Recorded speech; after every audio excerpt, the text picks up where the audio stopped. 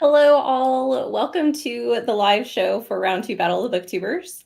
I will first let our two competitors that are here today introduce themselves. I know that we do have Josie who might be popping in, but I know that there were some technology issues and some internet issues that were causing her to maybe not be able to join us today. So we'll see if she ends up coming through. But I'll hand it off to our competitors first to let them introduce themselves, tell you guys a little bit about their channels if you guys haven't gotten a chance to watch their vlogs. So Kirsten, we'll start with you. Yes, hi, I'm Kirsten from Read and Nymph, and I've never done this before. I've never been on a live show before, so I'm kind of nervous, but thanks for joining and thanks for having me, Danny. I'm so excited. I'm nervous. Oh, God. What type of books do you typically read on your channel, Kirsten? So mixture of things. I've actually gone through a massive change recently where it used to be a lot of fantasy, and now I'm realizing I'm actually a cozy reader, whether it's cozy mysteries or cozy sci-fi or things like that. It's just that's what I want to read the most of, and then mix it up with some fantasy, some gothic leaning, or like retellings of our classics. I love that, but not all the time. So yeah. What about you, Rainey? Well, I'm Rainey from Rainy Blue Reads, and almost always Eloise is with me. So say hello. I read fantasy romance, and that's all that I read right now. And it's all of my shelves are that now, which is wild because as of like a year ago, I only read thriller. So it's been a very big shift. And yeah, that's what I do. Okay, that is me.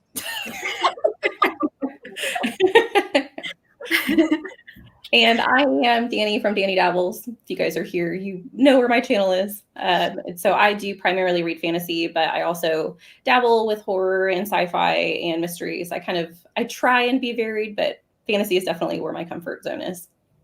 So we are here for the Battle of the Booktubers live show to finally give you guys results for the second round of the battle and figure out who's going to win.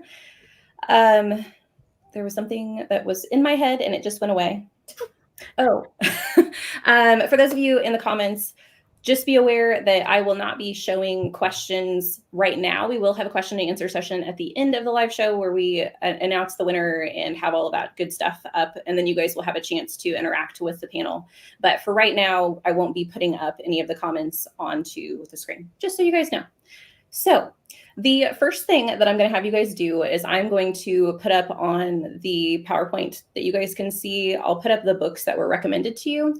And I just want you to talk through the recommendations. So keep in mind that our audience doesn't know who recommended you what yet. Okay.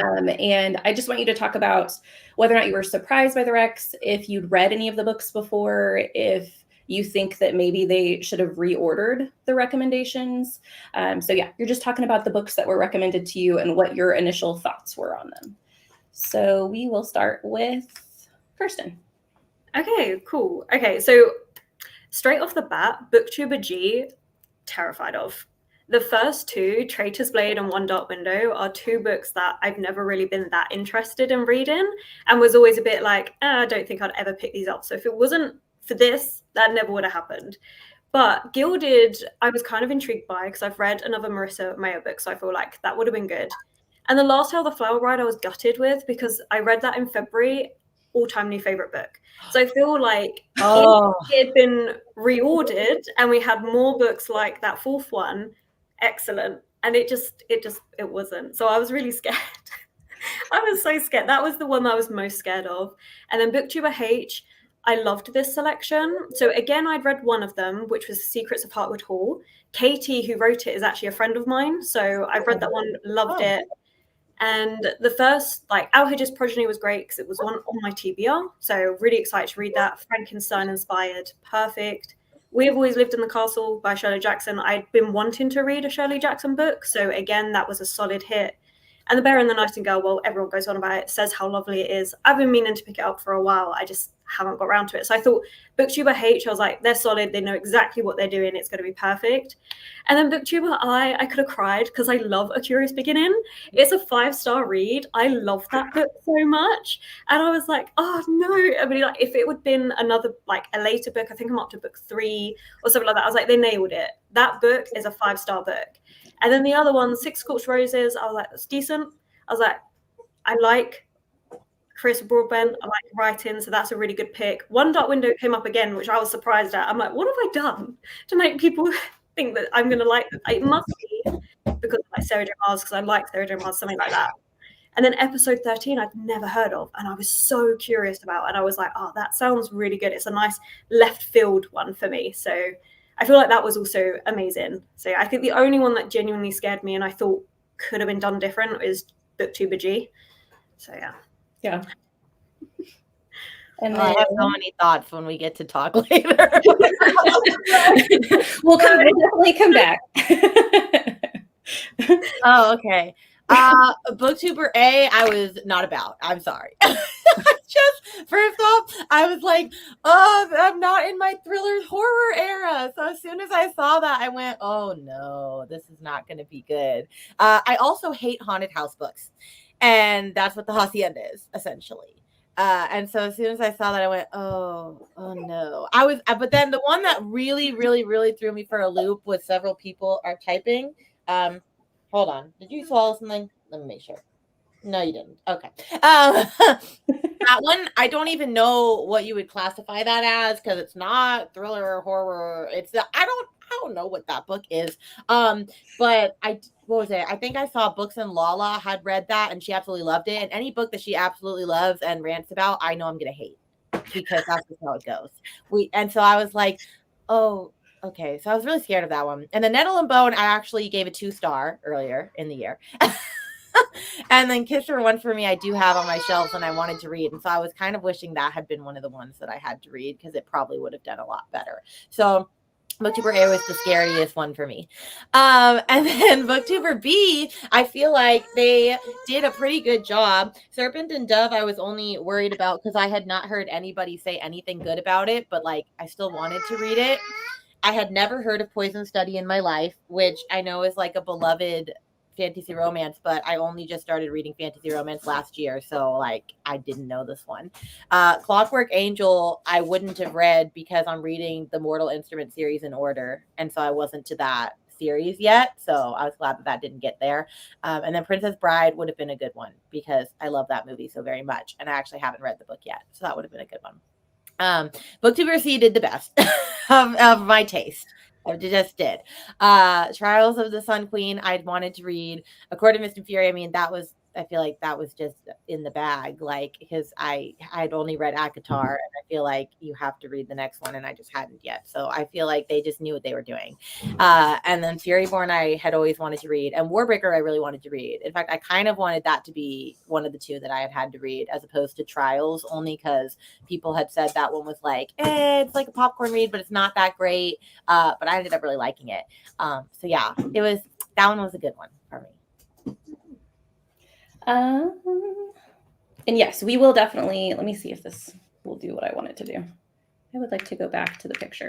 There we go. We will definitely go back once everyone knows who is who, so you guys can chat about like why you recommended what, because I also want to talk about that too. That'll be interesting. But before we do that, I want you guys to talk about what you think the hardest part of the competition was, and then also if you think you would change anything that you did for like preparation, or maybe like the order that you read the books. Like, was there anything in the competition that you think that you would change? Well, I guess for me, the hardest part was I was moving during part of this. And I also, because of the way I do my scheduling of I have weekly vlogs every single week, it was then really hard to film this and also do the weekly vlogs at the same time. And then combining that with the fact that I hit a fantasy reading slump, and a lot of the books I had to read were fantasy. And so definitely I think that made it hard. If I could go back and change, I would definitely not hit the fantasy slump. But I think another thing maybe that I would do differently is update my Goodreads, because I've not used Goodreads since last year. It's not thing I like, and I don't use like Storygraph or anything. So I feel like that would have impacted a lot of the choices I was given, or at least I wouldn't have had ones that I'd already read. And so that probably would have been easier. But I never thought about it because I don't like using it, and so just didn't. So I feel like that probably would have helped. Yeah. Do you just use a spreadsheet then for your reads? Yeah, so I just keep a reading journal. Oh. So I just keep a reading journal. And because I talk about every book I read on YouTube, I'm like, well, that's it. That's all. That's everything. And then it wasn't until I was involved in this, and I was like, actually, that's then relying and expecting people to know every book I've read when we're all new to each other. Like that doesn't actually work. Yeah. But yeah, and then up now.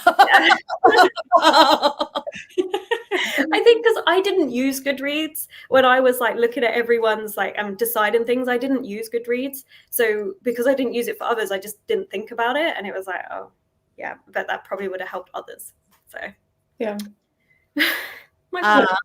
I mean, what would be hard for me is when people don't update their Goodreads, because I use that religiously. That's how I track everything. So I just assume that everyone is like me. And then when I go onto someone's Goodreads, I'm like, oh, it says you haven't read this book. Check.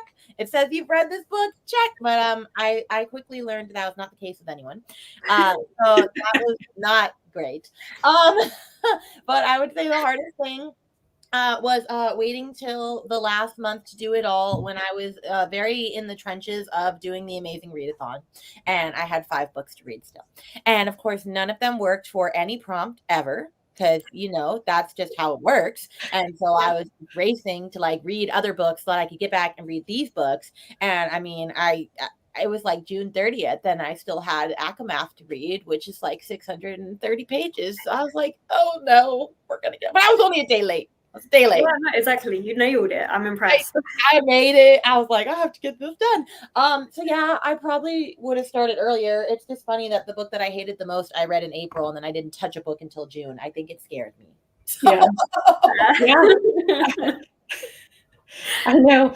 I mean, you handled it like a champ, because if I had been, if June 1st, I still had 5 books to read, I would have been like, yeah, I could. Well, I'd already said yes, so I was like, I better get this done. Oh God. It was definitely like, I could feel the anxiety building as I was watching your vlogs, because you would talk about the dates. You're like, it's July 1st. And I was like, oh my God. Well, technically, it said it had to be due on July 1st. I was like, so that means I have all of July 1st.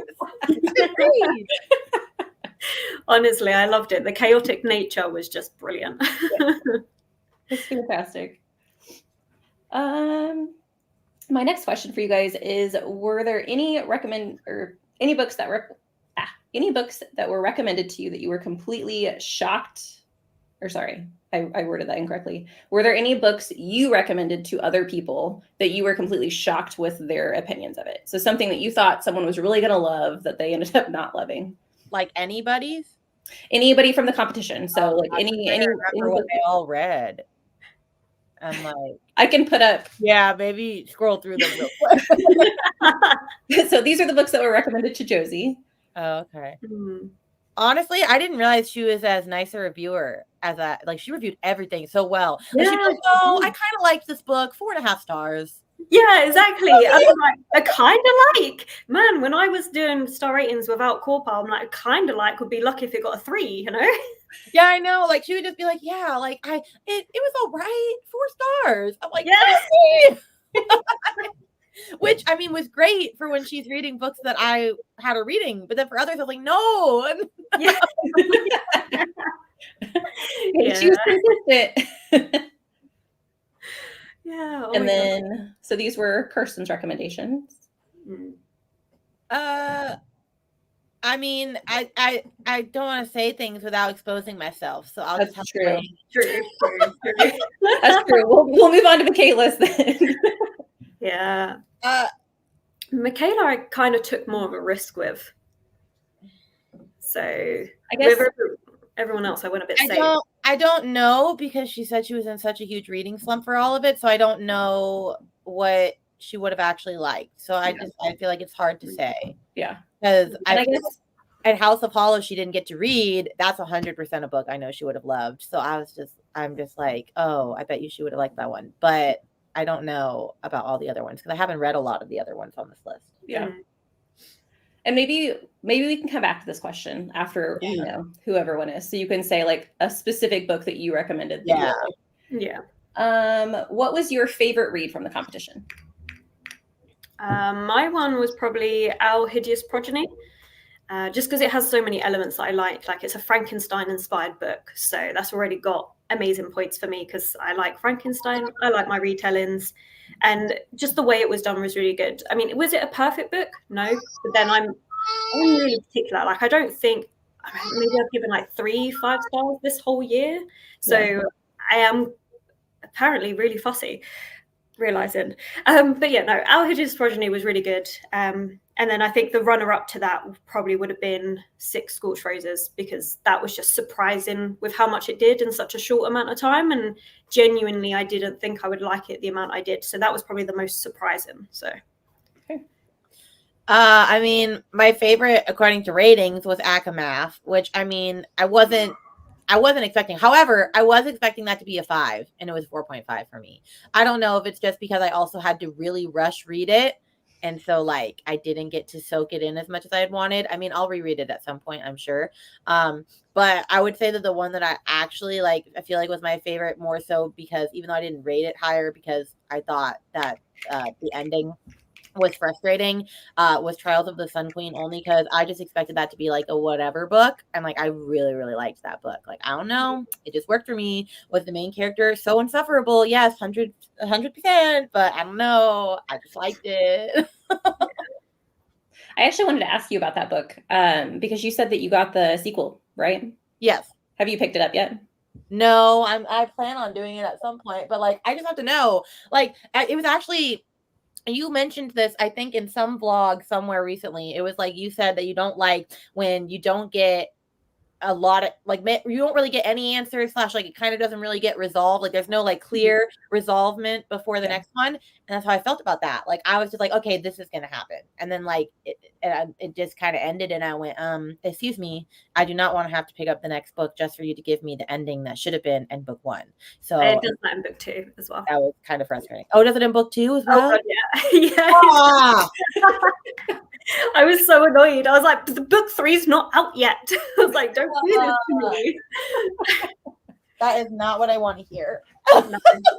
I don't understand, because that must be, because that happened in, I think, my round 1 vlog. I think there was another book in my round 2 vlog that was also like that. And I've read another book recently that was like that. And I'm like, is this a new trend with fantasy that we don't?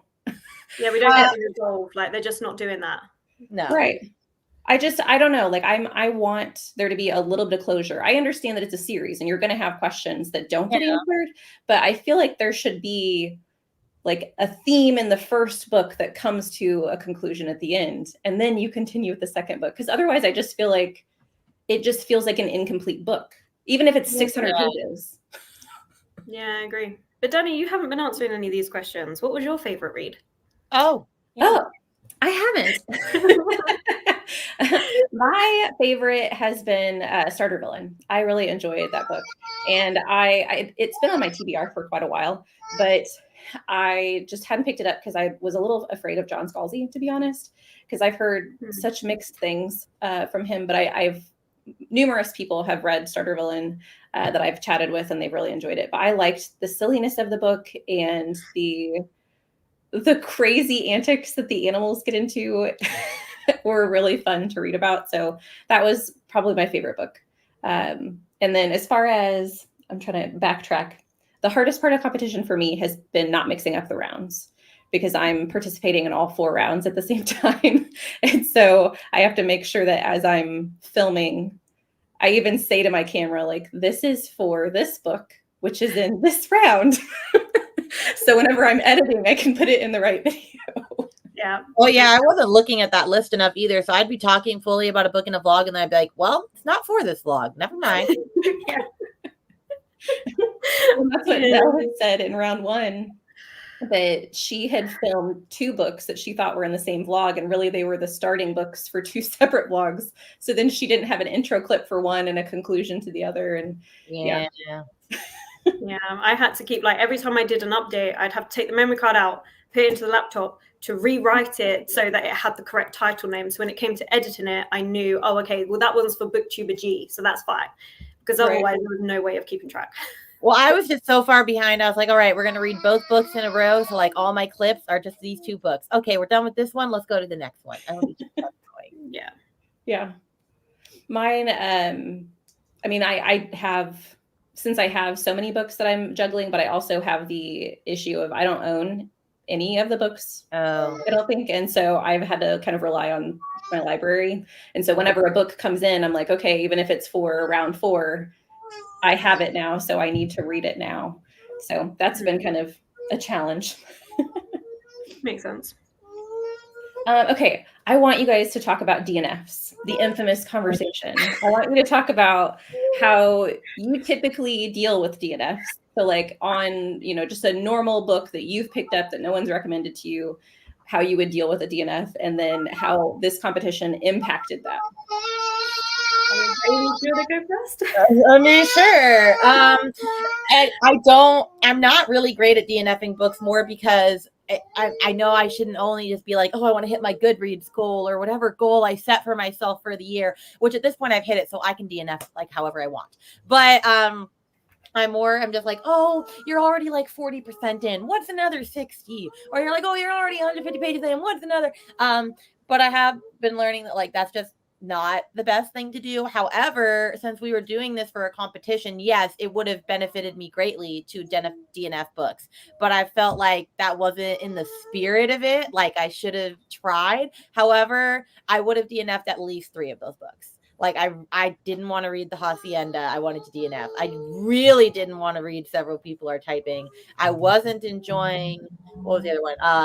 Serpent and Dove. Like I wanted to DNF all of those, and I didn't. But I wish I had. Yeah, see, I'm like the complete opposite. I DNF so freaking quick. Like sometimes there's been a point where I've read one chapter and I'm like, yeah, no, that's not for me, and I'll put it down. And sometimes I do like a soft DNF, like if I'm not in the mood for it, but I know I'm going to like it, I'll soft DNF, come back to it later. But I am like within the last probably since towards November last year to now, I just DNF really quickly because I have so many books. So many books. It's not even about me trying to hit my own goals. It's just I want to make sure what I've got on my shelves are books that I want to read, and I'm just bad at constantly buying stuff. So I just DNF really quick. And in this competition, same 3 books that I did DNF 1, but 2 others that I also would have DNF because I just wasn't enjoying it. And it's really frustrating because it's like, it would be something like, okay, this story is good, but the formatting is just not for me. And it sucks because there are points of this where I'm like, oh, that's really good. But now you're broken up with all this stuff that I don't get why you're in there. Or sometimes it would just be like, I'm just bored. This is not interesting me and I'm forcing my way through it. But I don't want to be mean. Like I really don't, because there is nothing worse than doing a recommendation and then not having someone like it and feeling like, oh, and I didn't want to do that to anyone. So I was like, no, I have to be nicer. I have to like at least try and give it the full whack. And then it just got to the point where I was like, 2 books for 1 video. I was like, I want to DNF both. One of them's gonna have to go. Like I can't do it. So yeah, I felt bad. It happens. I'm not gonna lie, I forgot like for a minute when I was reading Several People Are Typing that like I was putting this out into the world and that it was and that someone else had recommended it to me. So there's very footage that I was like, you can't post that. You can't post that. That vlog was fantastic to watch. It was I great. felt so bad. I was like, I have to make this funny somehow. So let's add one. Oh, yeah, that was a rough time. Yeah. I didn't have any this round that I wanted to DNF. There was one first round that I contemplated because it was like a 27-hour audio and I just wasn't having it. It was Our Share of the Night. Oh, I was about to ask about it. Oh, yeah. That was the only one that I was like, I don't want to. it was a struggle picking up that book every single time. So I get it, but yeah, it's definitely it's weird how the competition can change though, like what you want to do. Because you're like, I do want to give it a fair shake because of the fact that it's for this competition and someone recommended me this thinking that I would love it. But yeah, sometimes books just don't work out. Yeah, even when you think they're going to, like, even when they've got theoretically everything that should work, it just doesn't translate well. Yeah. Yeah, I know. I was shocked by my reaction, which I didn't rate this book horribly. I think I gave it a 3.75, was Ashes of the Sun, because that book has everything that I should like have eaten up. It should have been like a 4.5 or a 5-star book for me, but the characters, for whatever reason, were not clicking with me. I could not have cared less. But there were people that died, and I was just like, okay, next page. And so it's I don't know. I don't know how to define why that was for that particular series or that particular book. But I mean, I liked the storyline, which is why I ended up giving it a 3.75, because I did think that the world was really interesting, and I am curious to continue on to see if maybe the characters I just need a little bit to warm up to. But yeah.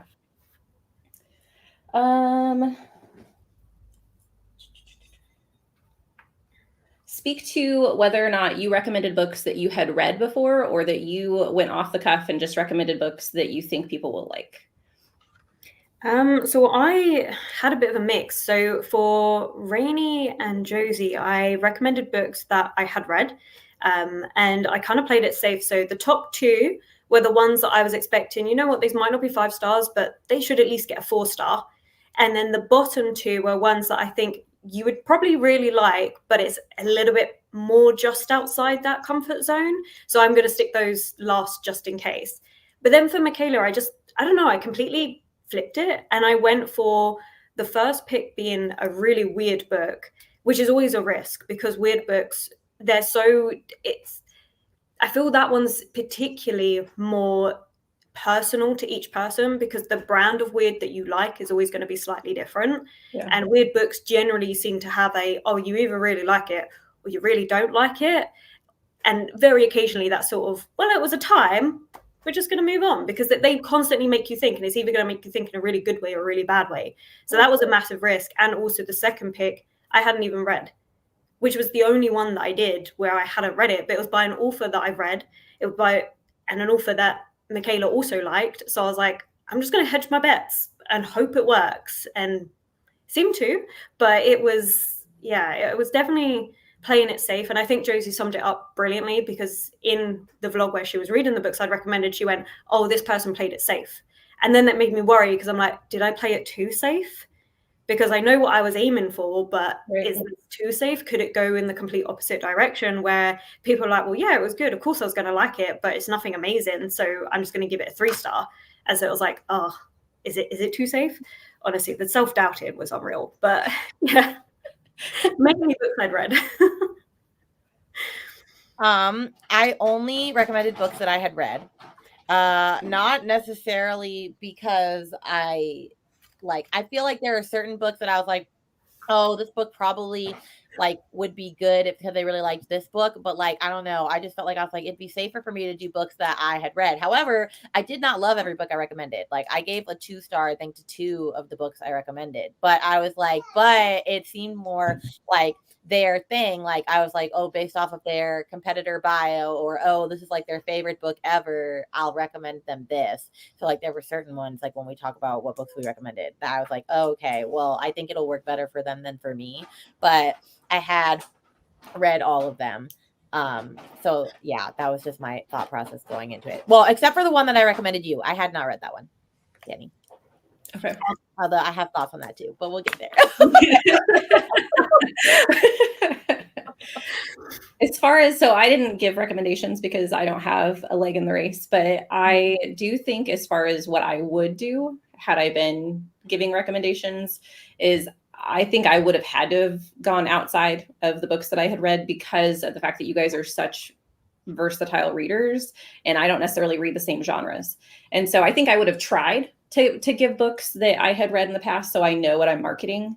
But at the same time, if I know someone is in like their fantasy romance era and I haven't read very, very many fantasy romances, I think I probably would have tried to stay almost in their lane without, like, I kind of, blind. I would have been going in blind. Like, I don't know. This sounds like you need to read some more fantasy romance in your life. Hey, there are plans.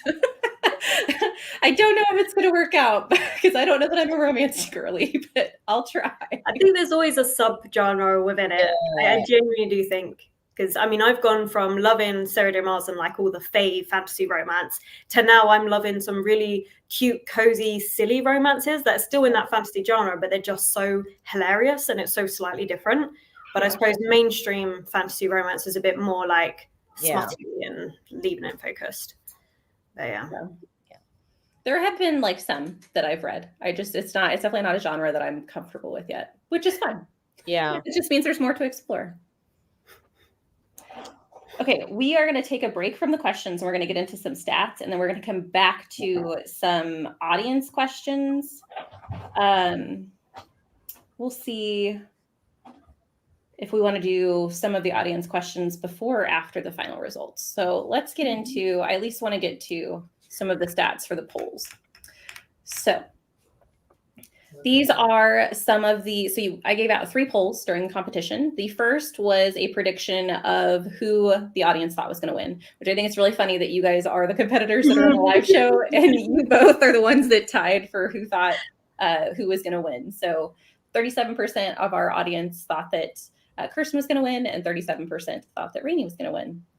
And then the second poll I put out was asking about Booktuber 2 and Booktuber 3, because those were the only people that were rated within the first week's vlogs. And 35% said Booktuber 2 was Michaela and Booktuber 3 was Josie. So we're going to figure out whether or not that stat is correct. And then the last poll that I put out was Booktuber 1 versus Booktuber 4.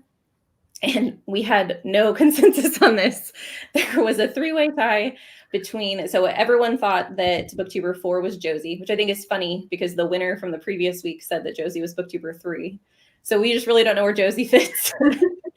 And then Booktuber 1, they had everyone else. So it's very, very interesting. I think that you guys definitely confused the audience a little bit on this one, because I think in round 1, I know that one of their recommendations, I'm not saying that these are not correct, but one of the recommendation or one of the polls in the first round was accurate. And the other one, I think the audience had guessed like the second option was correct.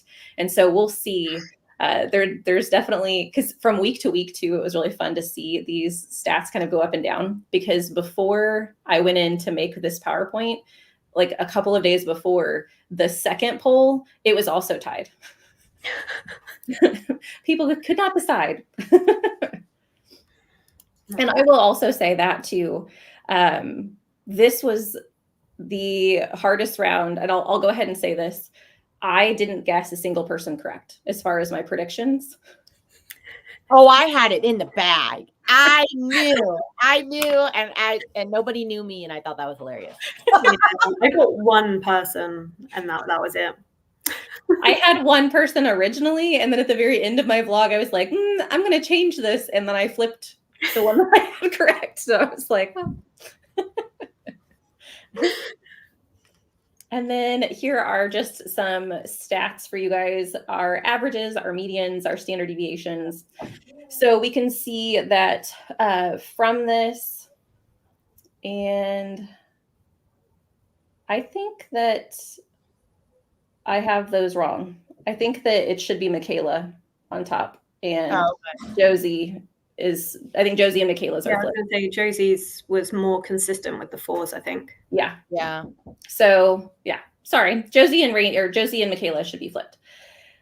So Josie had the highest average, and then I had the lowest standard deviation. So my scores were actually closer together, which I think also happened in round 1. And I will say, I think that part of that is due to the fact that I only had 4 books where you guys had 6. But I also do think, like, in this round, my scores were all very close together. I think I had 2 4 stars, 1 4.5, and 1 3.75. So my scores were very close together.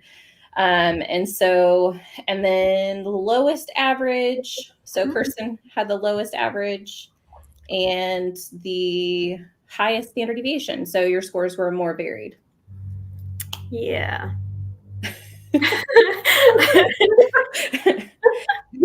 I think looking at the stats are interesting from round to round, just to see, like, I don't know. I think it's fun. I also like the fact that no one has an average that's lower than a 3-star, because one of the goals of the competition is obviously for you guys to read books that you are enjoying. And granted, that didn't happen some of the time, but I do think that it's nice to kind of get out of your comfort zone and be able to pick up a book that you wouldn't have ever picked up before, even if you don't like it, just to see, like, is this my taste? Is this not my taste? Yeah, I agree. So I think this is the scores. We're not going to go through this just yet, because I'm gonna go through my questions real quick to see if there's anything I want you guys to answer before we talk about the scores.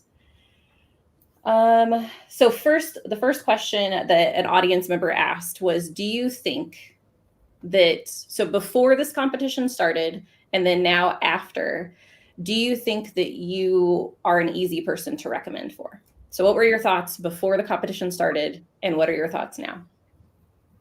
I mean, I thought I was, because I like pretty much a lot of fantasy romance. However, I just discovered that most people don't read that, and so they were like, "Oh yeah, I could not figure it out for Rainy," and I was like, "I just like fantasy romance, guys.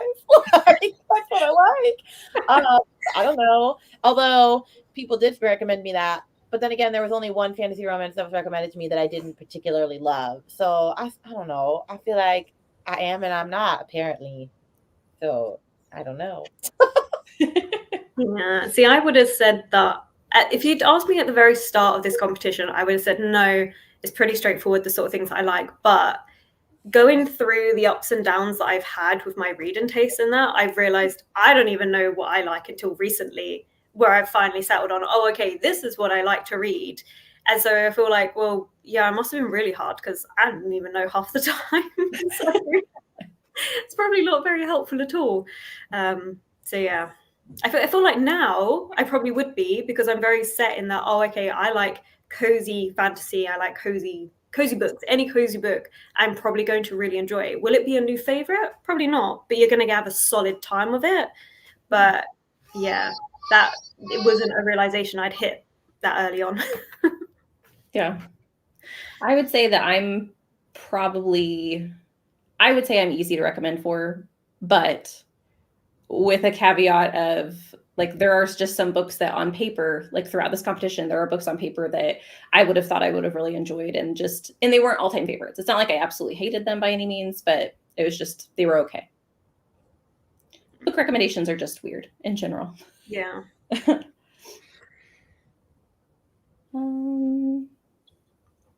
Let's see. Did you read any books throughout this competition? So books that were recommended to you that you think would have been better suited for another competitor? No, but because any that I think would have, I think were recommended by that person. Okay. So Yeah. I don't think anyone would have enjoyed them better, more than me, the ones that I read. I think same. The couple that I probably would have been recommended back to the person that recommended it to me, rather than any of the others. Because I think that was what I found in this round. Everyone's reading, we were very different from one another. Mm-hmm. So it made it very interesting, but also kind of hard at the same time, because we were so different. Well, it was just funny because I'm like really close friends with everyone except Lotta in round one. And I was like, dang, if I'd been in that one, I'm like, I would have had it down. So that's when I was like, I know nobody. So much harder. Exactly. It was getting to the point where I'm like, I'm kind of stalking these people, because I'm like watching every video they've put out to get an idea, and I'm like, oh god. I ended up like not putting comments, so it didn't look really weird that all of a sudden they got comments on about the last 10 videos they released on me commenting, being like, hey, I've watched this, and oh, this is like, yeah. It was funny in, I think, round one. I think it was Nell in a couple of videos, but it also could have been Leandra, posted like doing reconnaissance, So I would go through several people's videos and I would just see like these like side eyeballs like doing reconnaissance. And everyone else is probably like, I don't know why this comment is here. Yeah. But we all know. Yeah. Did you guys mostly rely on physical, audio, or immersion reading during the competition? I immersion read pretty much for everything if I can. And if I can't, then I listen to audio, which I listened to a lot of audio mainly because I was running out of time. Yeah. And also I can power through a book that I don't like a lot more if I just audio it, put it on like 3 times speed and go. So I did that for 1 or 2 books. Nice. I mainly just physical read. I don't listen to audiobooks. Like I like the concept of it, but I get so easily distracted and that I would forget half of what I just listened to. So I always physically read. Okay. Mine is dependent on what I have access to. I like to immersion read when I can, but sometimes my library doesn't have the physical copies of the book, so I relied mainly on audio. I think in your guys' round, Starterville and I had to read physically because I didn't have access to the audio, which it was really short. So yeah, that didn't bother me. And then I think Ashes of the Sun I read audio. Witch's Heart I read on audio. And why can I not remember my 4th book? I think I read the other one on audio too. I have a question. Rand, it's not to do with the Battle of the Booktube thing, but you know you do immersion reads. How do you do it? Because I read faster than the audiobook, but I also can't speed the audiobook up because then it just ends up coming out like garbled. Is that a problem? It comes out garbled on like I think Scribd. Scribd is not good at doing. Oh, okay, that would make more sense. But like Audible and Libby, like it just sounds fast. So like, cause I read really fast too. So like, I just push it up to 3.5 when I'm immersion reading or whatever it lets me go to, and then that's typically how fast I'll read. So it matches. Maybe I need to try it on Libby because that's what I would use. Like I used to use Scribd, and every time I tried speeding it up, it would just sound like gobbledygook, and I'm like, I don't know what's being said It right might have now. gotten a lot better. It's not like that anymore because I bump it up to 3 speed now. It used to be awful. But yeah, I use the other ones mainly. Yeah, I use Libby. I don't have Scribd, but I think it also is really dependent on the narrator. Yes. Because certain narrators I can listen to at 2.5 speed, and then other narrators I'm like, I have to listen to you at like 1.5. If they have an accent, it's going down. Yes. I can't listen. Yeah, especially it also I think depends on the book too. There are like the more complex fantasy books that I read, the slower I have to read them at. So I think it just depends. I'm a slow reader, so I don't have the audiobook's probably reading faster than I would read it physically. So and then were more standalones recommended to you? I should have asked you this when I had your guys' books up on the screen. Were more standalones recommended to you, or were you guys recommended series? I was recommended 4 series, but they were all fantasy romance series, so I mean that's expected. And then just the 2 that were from the same blog were standalones. Yeah, I think I had 3 series recommended and then 3 standalones. So that was pretty even, to be fair. And the 3 ones that are series, they start a fantasy series, so it makes sense. So, or technically one was like, you could read it on its own because it was like a standalone within the world. So, although I did have book 2 in a series, so that was interesting to me. Yeah. Well, and I think that's funny too with recommendations, because while recommending someone a second a series that they've loved in the past seems like a safe bet, it can also be kind of risky.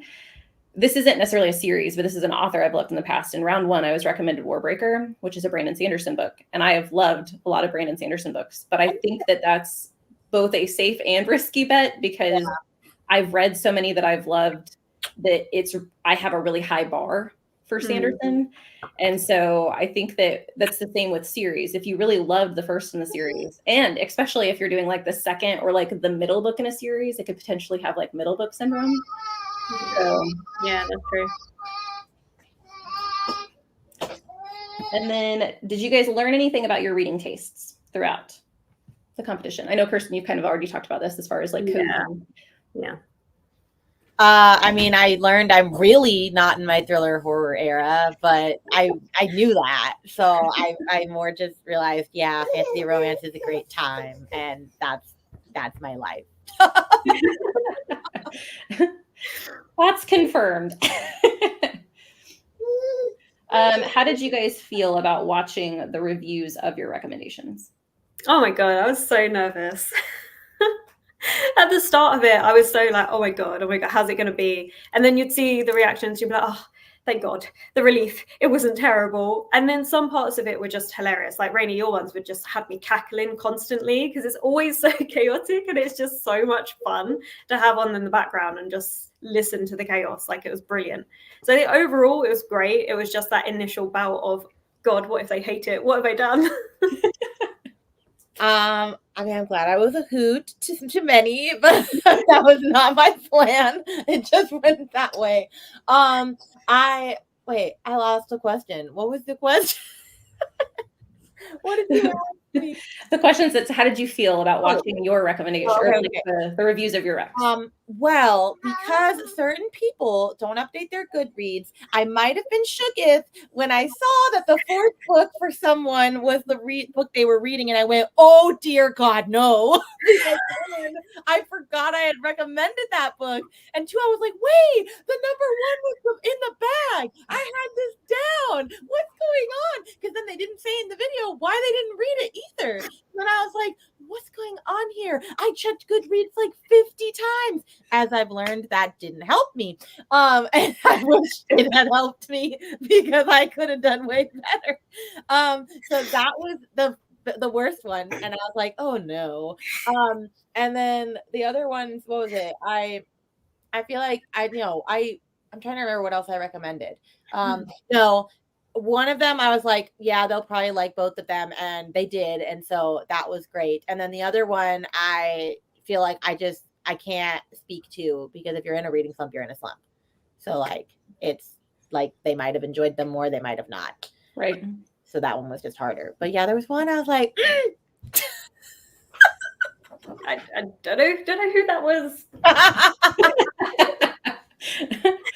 So to kind of piggyback off of that, what do you guys think was most helpful in making your recommendations? Or if like something like that, so Goodreads could have potentially been helpful, what else? Because you guys were given your competitor bios, you were given videos, you had other videos, you could have gone and explored other people's YouTube channels, and then Goodreads. Which one, I guess, did you rely on most? So we know Rainey tried to rely on Goodreads, but and which ones do you think really show what people's tastes are? I mean, I do rely on Goodreads. I also feel like the 3 videos I did, at least I remember the ones that I picked, were good. I think it's also just funny because I think one of the videos I recommended for myself was like the 15 books that like shaped me as a reader or something. And I'm pretty sure that one of them was definitely a book I recommended to somebody and they didn't guess it was me. And then another one is from my all-time favorite author who I have like 5 special editions of, and that also wasn't guessed with me. And so like I feel people were like, oh yeah, like everyone was being so sneaky. And I was like, I was really just being very obvious about who I was recommending, and nobody caught me. I liked using the best books of last year. Yeah. I found that really helpful because I find it so interesting to listen to why you liked that book. And then I could pick up on things and be like, oh, well, if you like that element, you'll probably like this book. Yeah. And I found that really, really helpful because, I mean, I already said I didn't use Goodreads, things like that, because I just find it, I just can't.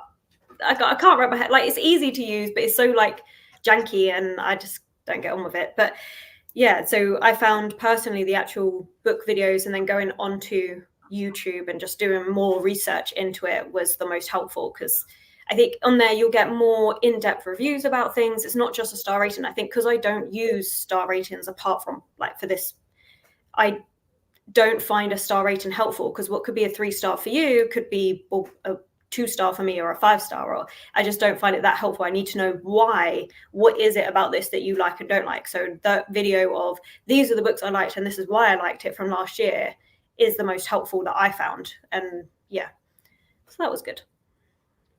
Yeah. I like the competitor bios just because it comes from like, because they have to formulate like what they think, but I think that also can put a little bit of a damper on it as well, because if someone is kind of stuck between maybe two areas, or they're not quite sure what their reading tastes are at the moment because they're currently changing their reading tastes, things like that, it can, I think, probably also be less accurate than some of the other things because it's just that person's opinion at that moment in time. But I found the competitor bios really interesting. Not that I was recommending you guys books. I was just sitting back and watching the chaos, but I liked like seeing what you guys think your reading tastes are, and the books that you like absolutely loved, the books that you thought were your worst books from the past several years. I enjoyed seeing you guys answer those questions. Mm. And then I think there are a couple more questions that our audience sent in ahead of time, but I think I'm going to wait until after the points. And then I know that there are a couple of people who posted questions on the comments. So here is your like alarm, I guess, for the people in the comments. If you have questions that you would like our panelists to answer, you can put those in the comments while I'm going through the points.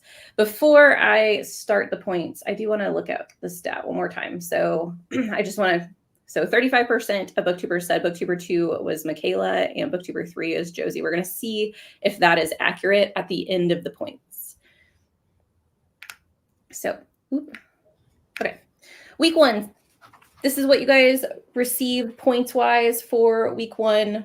We, if you guys watch this is not anything new. Same thing with week 2. These are also the points that were received. I did think it was really amusing that Booktuber 2 and 3 were highlighted in week 1, while Booktuber 1 and 4 were highlighted in week 2. Yeah. That happened in round 1 as well. And I think it's fascinating because you guys were allowed to choose like when your videos went live. And so that wasn't like me organizing things in the background. Yeah. Week 3, these are the stats that you guys don't know yet, or the points that you don't know yet. So in week 3, everyone received points because we did get the Michaela vlog. So some people were rated more than once this week, but some people were only rated once. And then we have my recommendation or my ratings as well. So drum roll.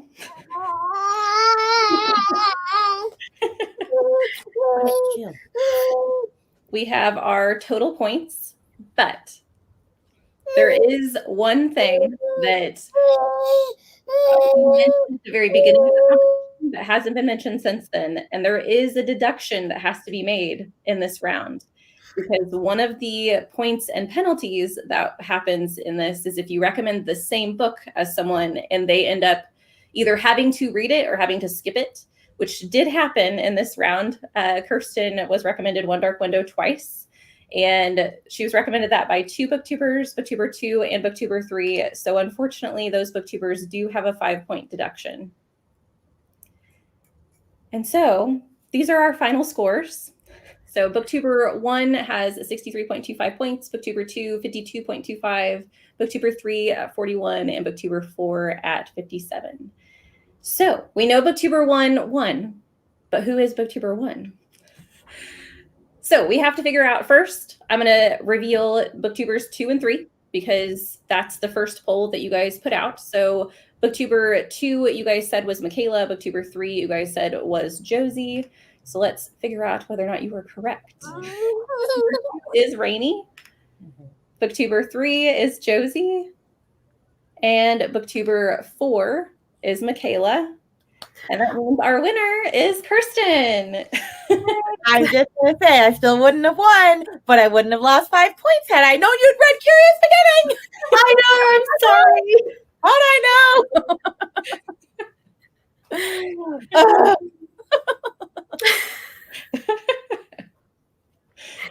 Congratulations. I'm very excited for you.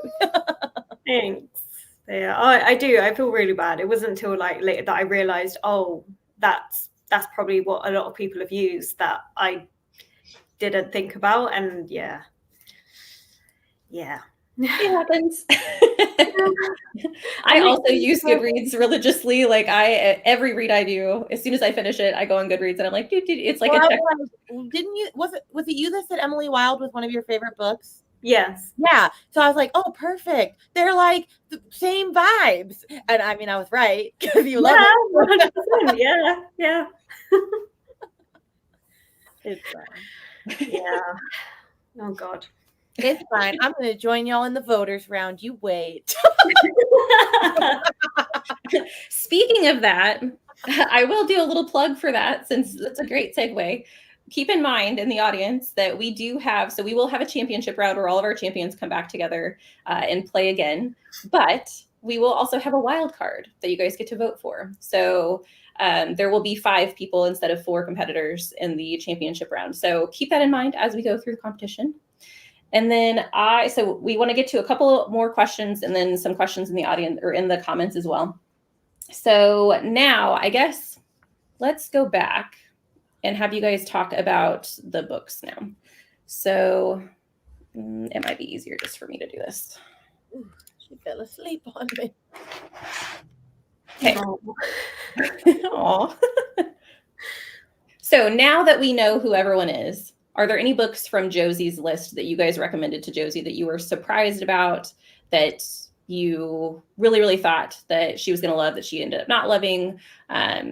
So any comments on Josie's recommendations?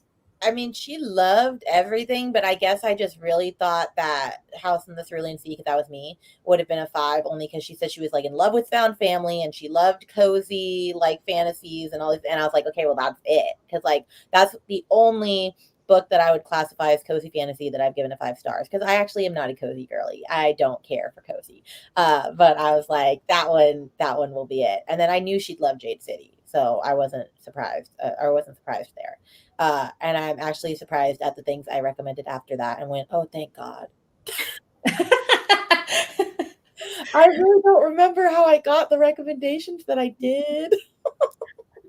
When I heard her in the vlog say that she picked up Jade City 2 times before and hadn't finished it, I was like, ooh. I was scared when she said that. And I was like, she said, I have to be in the mood. And I was like, oh, please tell me you were in the mood.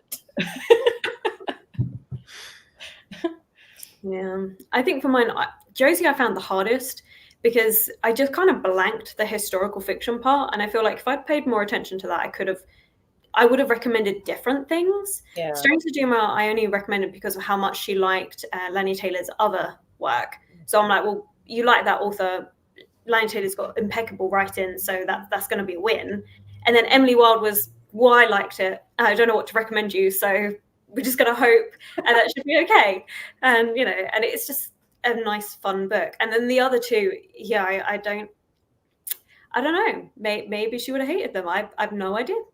Like Josie was the hardest. I was like, I hope it would work. But yeah, it was surprising that she ended up, I was like more like relieved that she actually ended up liking both the ones. So yeah. What about Rainey? Do you want to talk about your recommendations for Kirsten? Oh, I do. I very much do.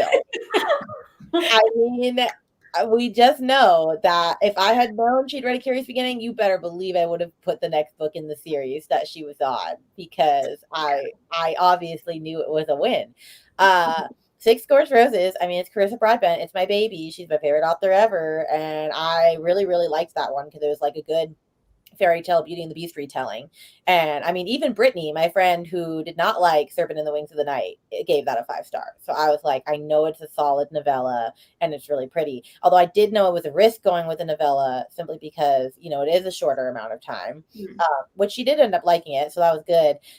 One Dark Window thing. I mean, yes, they got me deducted, but also I'm kind of glad you didn't have to read it for me. I don't know why I thought that one, to be fair, by the time that we had gotten to this, I've learned a lot more that is not a book that people like. It's very polarizing. You're either like very much obsessed with it or you're not.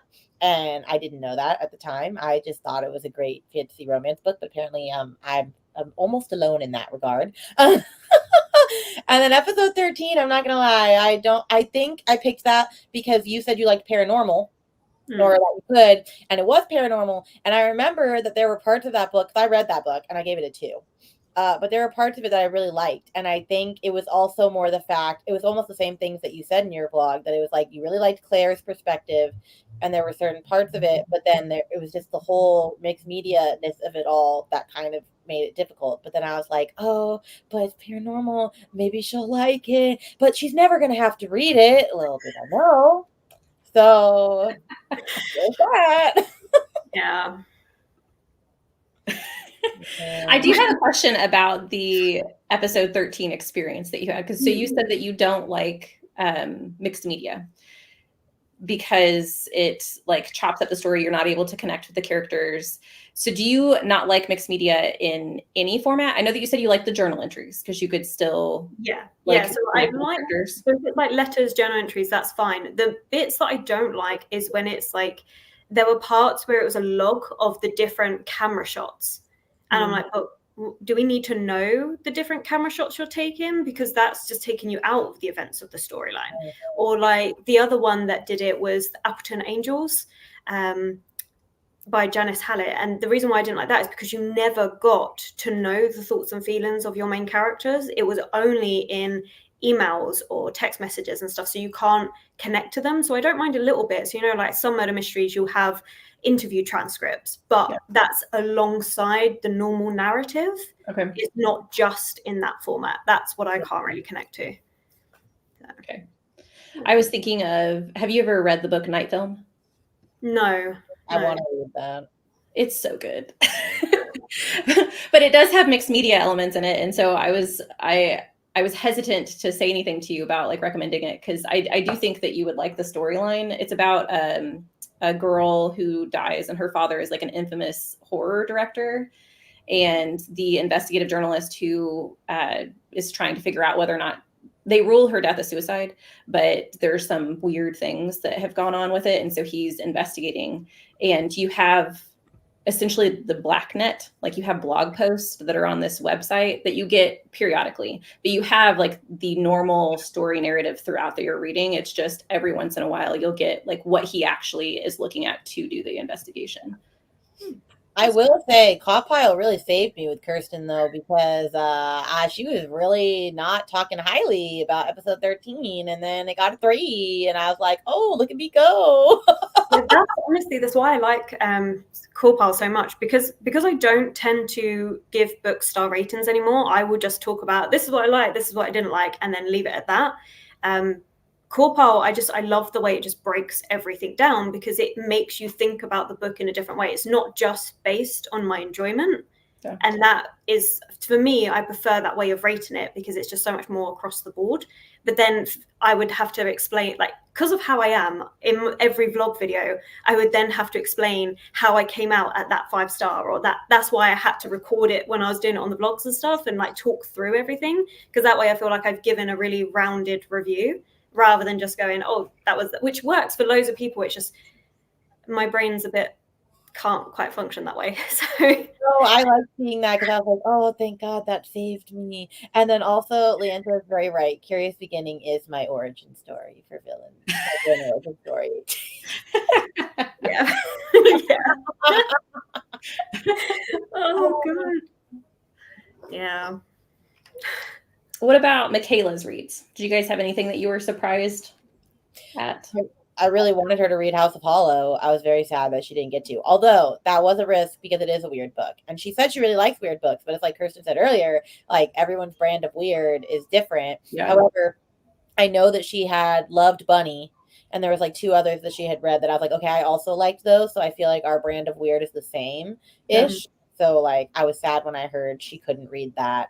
And then Just Like Home, I hated, did not like, but she said she loved haunted house books, and it's a weird haunted house book. So I was like, okay, that might be a good thing. Although in her video, she did say if she wasn't in a slump, she probably would have rated it higher. So I'm thinking it was still a success because it does seem like she liked it. And then Black Sheep, I'm like, I guess I didn't realize that she didn't like Such Sharp Teeth by Rachel Harrison, which if I'd known that, I wouldn't have given her this because I don't know. I feel like there's two sides to Rachel Harrison because she's like one of my favorite authors. I've read every book of hers. And there's like the cackle side, which is like the cozy, like female relationships, like super like side. And then there's just like the culty, weird, out there, like very commentary heavy books. And this was one of those. And I guess that's not really her vibe. And then The Island, I also didn't like. However, it has a fantastic audiobook. It's very fast paced. And I don't know, I just felt like she would have really liked that. But I was like, dang, maybe I should have reordered mine. But yeah, I think for me, because I had the same thought because of the weird books. So I went with Vita Nostra because that is a bonkers book. It is. And I really like it, but it's definitely a book that you kind of have to sit with for a while. And I thought for this competition, it's going to be a risk because it's not something you can really sit with and then come back to your rating on. So that was always going to be a risk. So I think 3 stars really valid. Like when I first read it, I also gave it just a 3-star because I'm just like, well, I don't know how to think. I need to process. And then Rouge, that was one that she liked Bunny. I liked Bunny. I've been meaning to read Rouge, so we're just going to go with that and hope. Yeah. But I haven't read it, so, and then Turn of the Screw, that's where I started going down like the classics. I know that she likes some of her classic gothics, and Turn of the Screw is a good one for that. Yeah. But also it's a classic, and sometimes you're just not in the mood to pick up a classic book. And then the last one, You Let Me In, is just one that I read this year, which I really liked, but also think it could have been, because one of the things that Michaela said in her bio was some of the triggering bits. I feel like it could have lent into that potentially. So that's why I put it last, like just in case. Like I think it's still a good book, still think she could have potentially really liked it, but definitely took more risks with Michaela. But I will say, I guessed everybody's selections for everybody right except for the booktuber K and L. I switched them. I 100% thought that you recommended the Carmilla because you're obsessed with vampire-y stuff like she is. So I 100% was like, oh, that's totally Kirsten. Like that was her. Yeah, honestly, when I saw this, I was like, oh, booktuber, they nailed it. Because I saw that too. Dorian Gray. I was like, oh, they're great. Yeah, so, that was good. Yeah, you did good. Yeah. So knowing what you guys know now, who do you think was the easiest to recommend for? Wait, did you go through mine? Oh, no. Did I? Oh, I didn't. I was like, wait a minute. Sorry. I was like, yeah, because I had a foolproof plan. The minute I saw Rainey was liking fantasy romance, and then you were like, Sarah Jamal's, and I was like, okay, cool, you've read A Court of Roses. What do you mean you haven't read Mist and Fury? That's the better book. So I was like, I'm in the middle of throwing of Glass right now. Like, so I just, I was going to get there one day. One day. I was like, that's a certainty, but I'm going to put it in second place because I also felt like I was cheating a little bit because it is a sequel. And, yes, there's always that risk that it could be second book syndrome, but I know this. Yeah, but you knew with that one. Exactly. So I did think that was a bit. I also thought it was cheating for a second, but then I was like, no, because it's literally Akamath. Like, it was like, that's the book that I feel like most people, when they say that their fantasy romance journey, like, or like their favorite book, like, that's the book they say. So I was like, oh, it's very iconic. Like, nobody says the first book in that series is like they're tried and true. So like I was like, it's fine. Yeah, and I genuinely thought that book would be recommended to you a couple of times. So I was like, I'm taking a risk of a penalty here, but you have to read it. So I'm like, I'm just going to take that risk of penalty because So yeah, and then Trials of the Sun Queen. It's because I recently read it, and when I was reading it, I was like, oh, this just gives me Sarah J. Maas vibes. Like if you had Throne of Glass and Court of Thorns and Roses and put that together, that was Trials of the Sun Queen. And I was just like, it's just so fun and entertaining, and people aren't talking about it. And I don't really get why it's not talked about more. I mean, I'm not into the massive like fantasy romance circles, so maybe it is, but for what I've seen, it wasn't really talked about that much. I've only heard it. People have only said it was like meh. Yeah, but I thought it was more than that. I didn't know. And then Furyborn, because I think it's an underrated young adult fantasy romance. I think it's really good. It's definitely got. I don't want to spoil anything, but it's good. Like I really enjoyed that trilogy. And then Warbreaker, because to me that's a really good starting point if you like fantasy romance and you're going into more fantasy and like trying Brandon Sanderson. That's a good place to start. That is why I bought that, because I heard there was romance. Yeah, that's what it is. And then you've also got this sister story of like really connecting with one another, trying to be there for each other. So it's not just the romance, you've also got other things, and it's funny in places. So I was like, that's quite good, but also it could be a bit too much fantasy world building and stuff for it. So we'll put that last. Yeah. So yeah. I mean, your list was best. It's very much coded to Rady. It very was. Although, what was it? Trials. It's funny because I shared in my stories I was reading that, and then Katie from round one messages me and goes, "Oh, like, can I know your thoughts?" And I said, "Actually, no, you can't." And she goes, "Oh, well, when I can, I hate that book. It's absolutely awful." And I go, "Oh no." And I was only like 20% in at this point, and I go, she's like, "Yeah, I hated it from like the first page," and I go, "I did not. What does that say about it?" I kept going, and I was like, "I'm just eating this up." I was like, it's not going to be a new favorite, but it's so easily readable. It is. It really is. And it's funny Mhm. just because me and Katie really have like identical tastes. And I mean, we run our book club together. Like, there's hardly any books we disagree on. So then when she said this, I was like, girl, I don't understand. I love that though. Like whenever you have like someone that you do have really like the same taste as, someone doesn't like a book and you do, and you're like, what's going on? Was it like the day of the week that you picked it up, or? Well, it was funny because she said she like almost DNF'd it, but she kept going because she was so mad at it. And then I saw someone else reading it that week too, and I said, "Oh, I'm reading that too." And she goes, "Oh, I almost DNF'd. It's pretty bad." And I go, "What are these people seeing?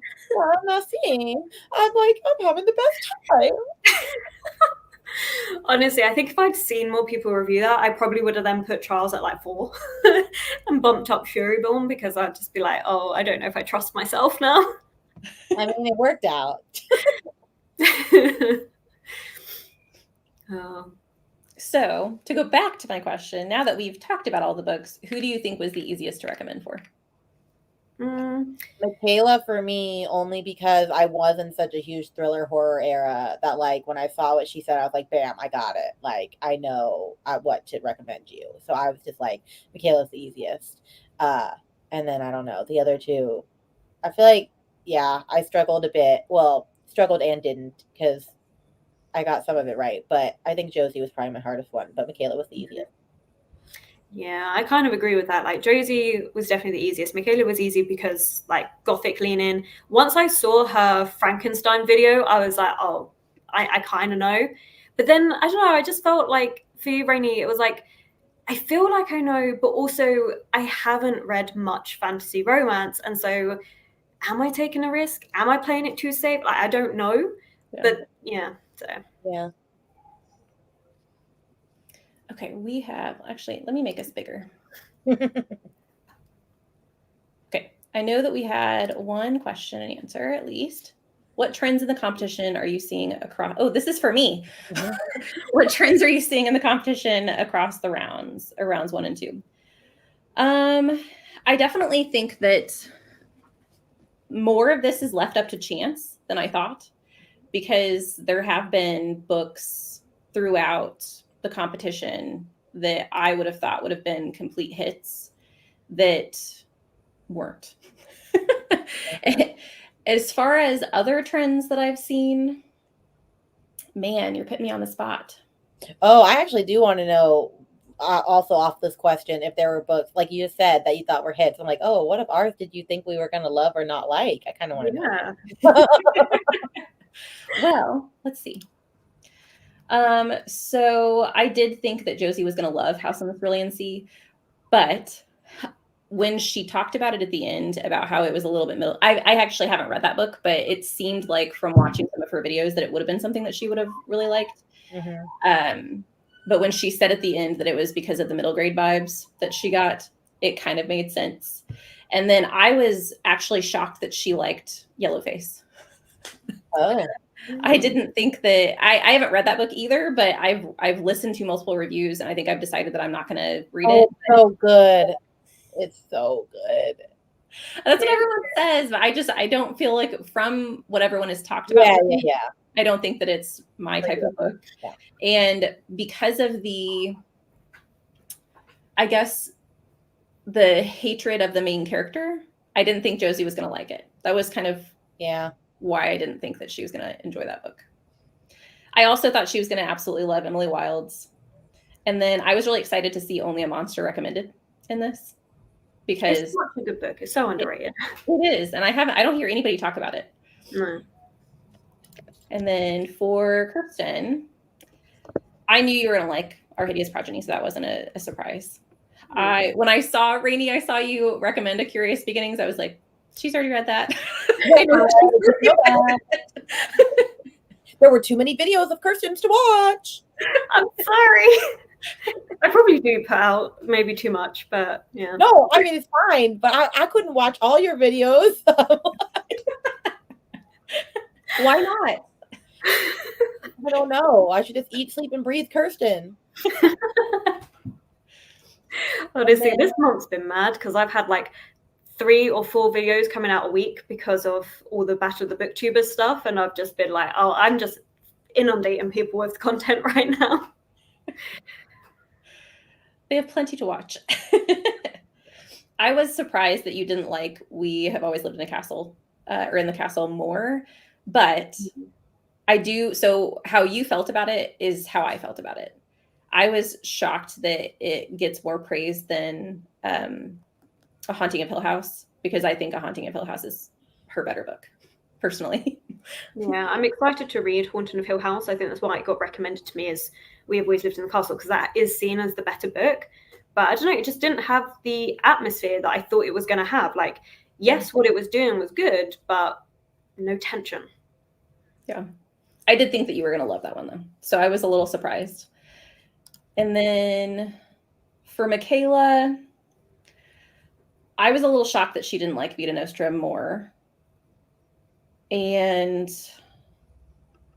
I don't know that I was super surprised about any of the other ones. Black Sheep, I was a little surprised at, just because I know that she's liked Rachel Harrison in the past, but I know that Rachel Harrison's books are very, like, some of her books are different genres almost, even though they're not. Well, yeah. So, yeah, that's for this round. Now, as far as like Rainey's, because I do not read, I haven't, I think on this list I've read 1, 2, 3 books. I read A Court of Mist and Fury, and I thought that you would like that, so I wasn't surprised by that one. I had never heard of Poison Study as well. Nope. And Serpent and Dove, I had heard really horrible things about, but I also know that it is really big in the fantasy genre or fantasy romance world. And so I didn't really have an opinion on what I thought you were going to like about it. That was the only one that I was like, that literally has all the things I love, and I don't understand why I didn't like it. Like, I don't get it. I know you're at the end of that vlog when you were like, I don't know. You're like, I understand. All of this on paper sounds really great, but I don't like it. Which is what not to like. Forbidden romance, what not to like? I don't know. And then, yeah, I haven't read any of the other ones. Nettle and Bone, I am saddened that you don't like, but I'm not surprised by it. Okay. But I was going to look at the averages to see if there was any other trends that I found. So, and keep in mind, I know for those of you who just joined us in the comments, Josie and Michaela are actually flipped on this. So I swear I checked all my numbers like 5 times, but apparently I didn't check the order that I wrote people down in. So in round 1, one of the trends that would match this, I was the one that had the small standard deviation. So I was most consistent with my recommendations, which does kind of go into me thinking that I'm easier to recommend for, because I do typically like the books that I've gotten throughout the competition. As far as the, let's see, Michaela ended up in 2nd place. So the reason I was looking at this is because, so from the first round, the person who had the highest ratings, which was Lotta, ended up giving out the highest ratings, got 2nd place. And that's definitely not the case here. So Michaela got 2nd place, and her average rating was a 3. So in that case, it would have been me, which obviously can't be me. So Rainey, which actually, that does kind of, wait, no. That would have been Josie. I was about to be like, I did not give out the highest rate. No. It would have been Josie. So, and Josie did not get second place this time. So I don't know that there's any trends that I see that have been super consistent over the 2 rounds, other than the fact that there are definitely ups and downs within the recommendations that I didn't predict. And I just think that that goes with the territory of recommending books. Like they're not always, you're not going to be 100% certain that somebody's going to love something, because there could be something in the book that they didn't like, or they could be in the wrong mood. There's like a lot of different things that go into reading a book. So that's been interesting. I will say I'm very sad about Ashes. I'm so sad. I thought that was a 5. I was like, that's gonna be the best thing ever. Now, I do think that that book was hurt by the fact that I read How to Become a Dark Lord first. Not that they were the same, because they're not. And I would recommend, if somebody reads Dark Lord and then is like, I don't want to read anything else by this author, I think that they should, because I think Ashes definitely has a different vibe. But there is a specific character in Ashes that matches the character from How to Become a Dark Lord, and I hated her. And so every time she would pop up under the pages of Ashes, I would be like, Although you read it audio, right? That one I read immersively. Oh, okay. Yeah. But I did read, there were certain parts of it that I did read on audio, but yeah, most of it was immersive. I thought you would know for sure that I'd recommended Start a Villain. No, that shocked me, because I'm surprised, because you even commented on the video where I'd read it and loved it, and you were like, oh, I really need to read that. And then literally the next day I sent in the recommendation of Start a Villain. And then you did the whole Witch's Heart, and I'm like, I've never even read that book. Like, what? Who recommended Witch's Heart? What? Who recommended Witch's Heart? It was Michaela. Oh, I was not doing that. I thought Start a Villain was Michaela. I think what got me, and so I didn't do this in round 3. My husband is the one who's been writing down your guys' recommendations for me, so I don't see like who recommended what. And the second book for Witch's Heart was The Last Tale of the Flower Bride. And no, that was me. I did Last Tale with Ashes. Then what was the second book? Because that was the one that I was like, maybe not. I also think, like, when I think of mythology, I know that, Kirsten, you've done like your mythology, like your Greek retellings. And so I think that's why my brain went to you. But yeah, I Starter Villain was not in my head for you. Oh yeah, I think the book, well, I can't remember. I think the one you said that I read was the one Josie recommended you, which was some fantasy I had never heard of in my life. She was like, yeah, this is rainy. And I'm like, oh, it is not. I did not know of this book. It was City of Stairs. I was like, what book is this? Yeah, honestly, when you were like, oh yeah, Kirsten's read this, Witch's Heart, and I'm like, yeah, I'm Greek mythology, not Norse mythology. I've got no idea what this is. I swear I'd had a conversation with you about it too. Like, it was in my head. I was like, I'm pretty sure that was the one I was positive about. I'm like, this is Kirsten. I know that this is Kirsten. I just thought that was funny across the board. Like, whenever we were in our videos, and it was like, they were like Josie, I think even a couple of times, like, this is very much rainy, so much rainy, this is rainy. And I'm like, it is not, alas.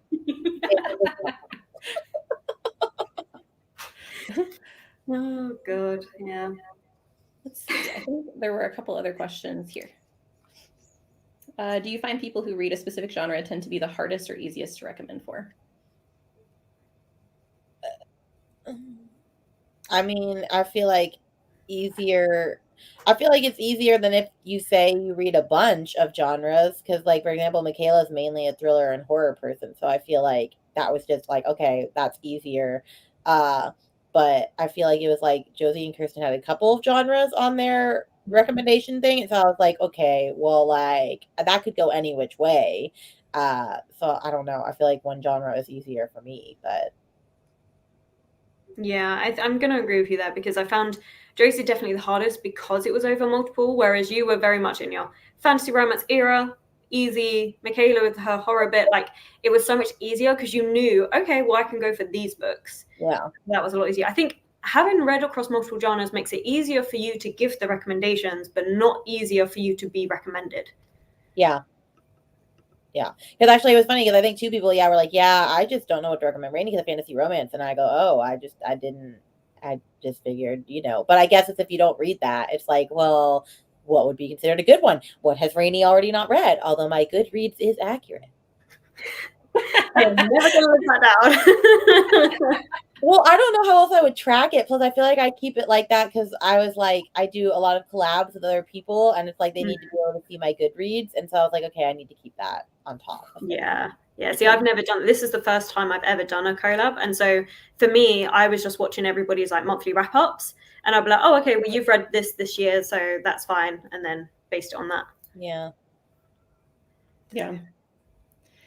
I don't know. Is this true, Kirsten? So Yeah. was it in a poll for your book club? Maybe that's why I thought that. I don't know. I had it in my head. It was solidified in my head that you had read this book and loved it. Yeah, no, Kat's right. Yeah, it was in the book club poll once. Were there any though that because you get recommended 2 books? Were there any books in yours that you were like, oh, I wonder what would have happened had I read this one instead? That you were like either excited or not excited to read from ours? For me? Yeah. So let me hold on. Let me look. I have my little notebook here that has that in it. Let me try and find the page that has your other recommendations.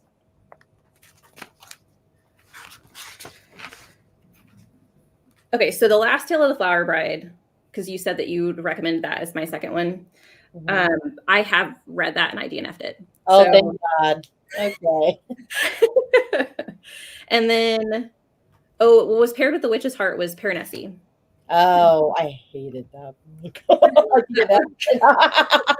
I liked Piranesi. It's so weird and unusual. It was I couldn't understand by the page, and that was actually for Leandra's vlog. So, haha, sorry, Leandra. Or oh yeah, it was one of your like booktuber taste or booktuber. It was Battle of the Booktubers, wasn't it? No, it wasn't bad. Well, it wasn't battle. It was more just like, can we guess each other's taste test? Although we were laughing because Leandra was like, Rainey, if you win this and we have to recommend for each other again, and then she's like, that's gonna be a nightmare because we did so bad when we tried the first time. And I was like, Leandra, I won't be in the winner's circle in some way. You just wait, and we're gonna have to recommend again, and it'll be our redemption story. And then the other book, so The Wolf, was the second book that Josie recommended for me, which I am interested in. I haven't read it yet. And I think it's another mythology. Okay. And then Malice was the second book that Kristen recommended to me. And I love that book. So. Oh, well, there you go. Yeah.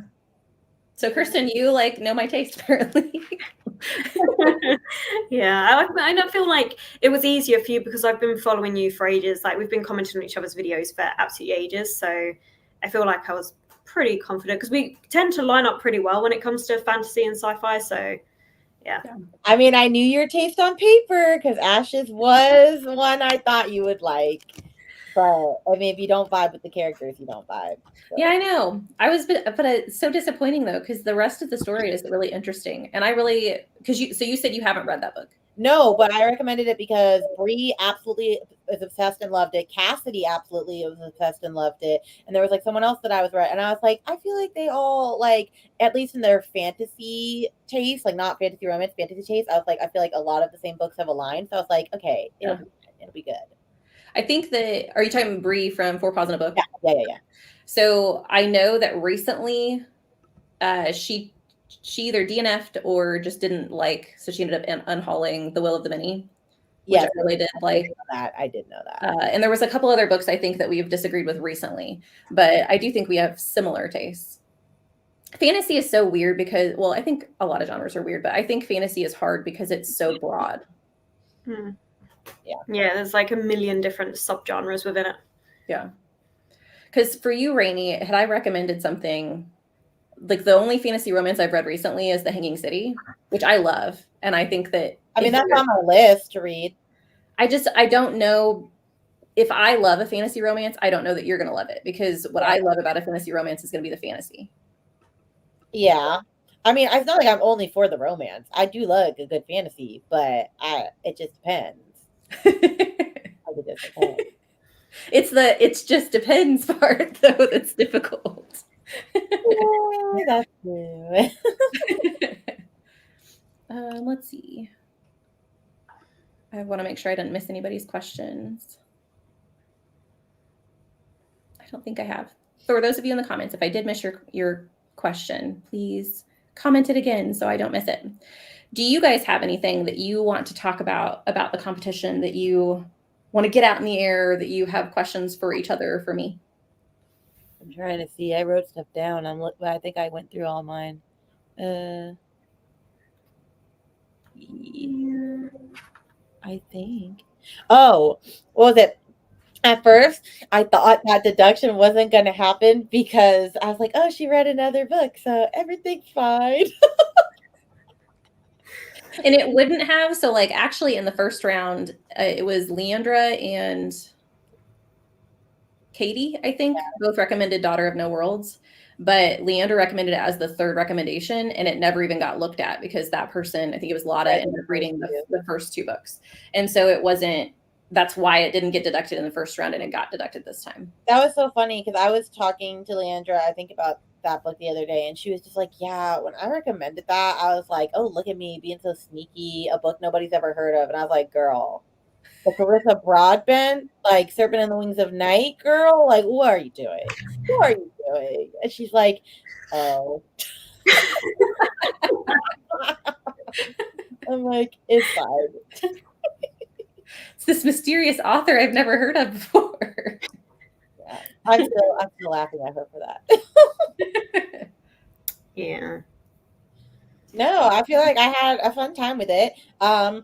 I wish I had, loved all the books, but I feel like if I was to do this again, I'm like, I don't even know what I would do differently. I feel like, well, for Kirsten, I would watch all of her videos. I did watch all her videos because she only has like 20. Yeah. So, I think I watched them all. And then Michaela, I think I watched a few, but I was like I said, like I just felt like I kind of knew because I've read a bunch of thriller and horror. So I was like, okay. But yeah. I think if I was in the competition and recommending for you guys, I would find it easier to recommend probably for Kirsten and for Michaela. I think I have enough horror recommendations I could give Michaela at this point because I've read some of her favorite books, but I think I could probably feel out like which ones she would enjoy. And then Kirsten, I feel like we have similar taste with a lot of the reads that we've done. So Rainey, you intimidate me. What? Wow. I don't, the fantasy romance thing, it throws me for a loop. And I just feel like when you and Leandra did, which I know that it was different because you guys were, what were the 3 categories that you guys had to do in your video? It was like one that we loved, one that we didn't, and one that we hadn't read. Yeah. So it was a different kind of vibe for a video anyway, because there was definitely there was a lot more variables. Yeah. But with some of the recommendations she gave, I was like, oh, Rainey should like that. And then you hated it. And I was like, oh no, I don't know Rainey's taste. Oh, I hated Piranesi. Like I DNF'd that on page 25. And then the other one, Opal and Nev, I think was the other one. I DNF'd that on page 4. That was brutal. That was bad. It's fine. We don't talk about that. Well, I think I honestly, out of everybody, I also was scared to recommend you books. I literally, I didn't even think about it when I was like Danni. I was like, okay, Ashes of the Sun, because that's the only fantasy that I don't think that I've heard her ever talk about. If I had to dig deeper and think more, I wouldn't have known what to do because I'm not a huge fantasy girly. I'm a fantasy romance, and I do like fantasy, but I don't know a lot. And so like any book that I would have thought of, you would have already read. So I was just like, oh, thank God she's never read this. Here we go. And that was me. It's like, oh, I've got to do recommendations for Danni. All right, cool. 5 minutes later, done. I really didn't even think about it. I was like, Ashes and done. Yeah. And I should have loved it. And I didn't hate it. It was fine. I'm very disappointed by the characters. Yeah. I get it. It's fun. Hopefully, if I continue the series, hopefully they'll grow on me a little bit more. The annoying character, something happens to them at the end, so maybe their character will change in the second book. So, anything else that you guys want to discuss? No, I don't think so. I think my most surprising was that one of the videos I gave in was the 24 books I want to read in 2024. and not a single book was recommended off that list. And I was so shocked. I was like, I'm basically handing you, these are books I want to read, and not one person. I was like, oh. I mean, I can't even remember why I picked what I picked, but you know, I'm like, now that I think about that, I'm like, yeah, I probably should have. But that did help for Josie though, because Josie, when one of her recommendation videos, I think, was her sharing her bookshelf tour, and she would be like, oh, I really want to read this soon. I really want to read this. And then as soon as I draw Jade City, I was like, bet, that's it. Because Jade City is my favorite fantasy book. So yeah. I think Josie would also be really hard to recommend for. One, because there's not a lot of content. Like I don't know a ton about her reading taste, but also I know that she does absolutely adore like historical fiction, which I do not touch with a 10-foot pole. Although I do remember her also saying that she just felt like it was harder for her anyway because she hasn't read nearly as much as the rest of us. And so it's just like at a disadvantage. Yeah. Which actually, speaking of that, do you guys think, because I know I have gotten pickier. I am pickier with fantasy than I am with like horror because I haven't read as much. Yeah. Do you guys feel like you're the same, where you're pickier with the genres that you've read a ton of? Yes, I'm really, really picky with thriller and horror now because I'm not in it. And so like if I'm gonna read one, it like has to really wow me. Plus I feel like there's only so many ways you can do a thriller or horror book that hasn't been done 500 times. So I feel like it's like not as exciting anymore. And then I feel like I am picky with fantasy romance too, though, but also I'm not, because really, if it's slow burn and enemies to lovers, like I'm really gonna love it. But there's just certain things where I'm like, no.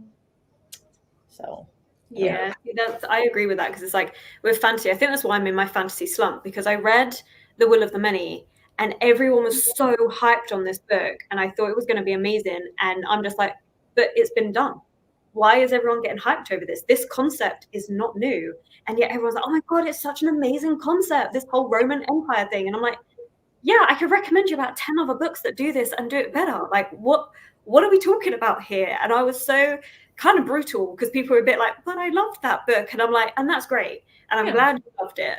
But it's not for me. But then Cozy Murder Mystery, I'm like, all right, if you've got a group of people coming together, we're going to solve a murder. Let's go. Oh, I could not. No.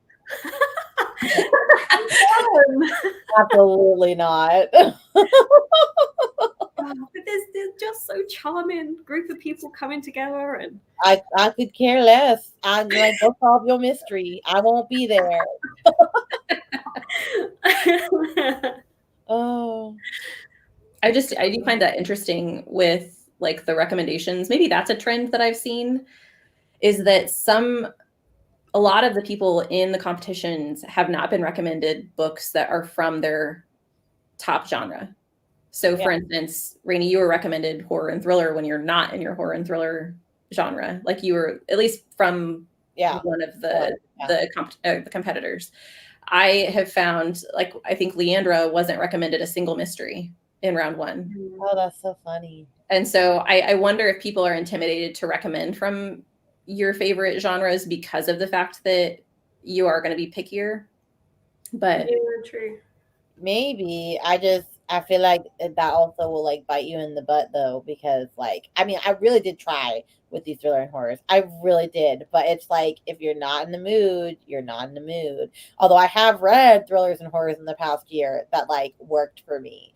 But like, I use them as like palate cleansers, and it's not like all of them have worked. So it just depends. Yeah. And then Kirsten, with what you said with your 24 and 2024, like no one picking those books. So I think that you guys, round two, I think was a little bit riskier or not riskier, but more, I think you guys were harder to guess, at least for me, harder to guess who was recommending who. And so I think you were recommending, I guess I would say that they're more risky reads. Whereas in round one, I felt like I knew who recommended which books,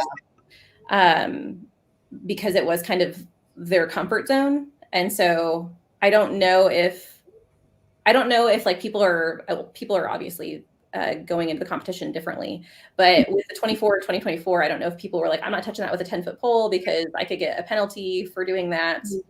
Because there were definitely some books in round one that I thought were risky in that sense. Like if I'm going to recommend a really popular book, it could potentially get recommended again.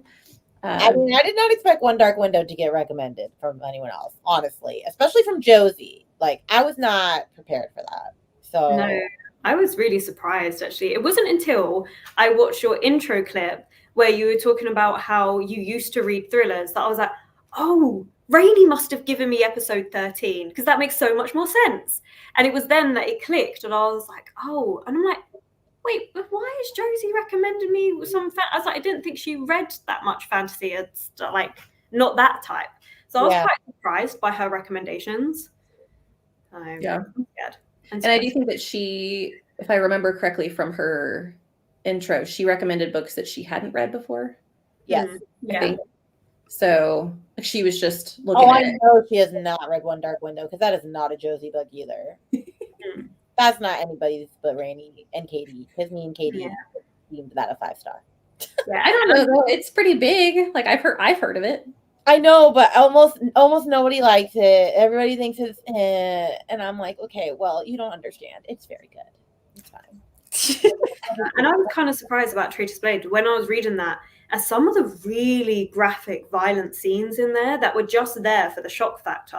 I was like, I am so surprised Josie recommended this. Like, it's not something I would expect her to be reading, is these really, really shocking scenes. Some of them were, turned my stomach. And I'm like, I'm normally pretty okay with darker things. So that was really surprising. And then, of course, it all made sense. And I'm like, oh, wait, but she didn't actually read this. So it makes sense.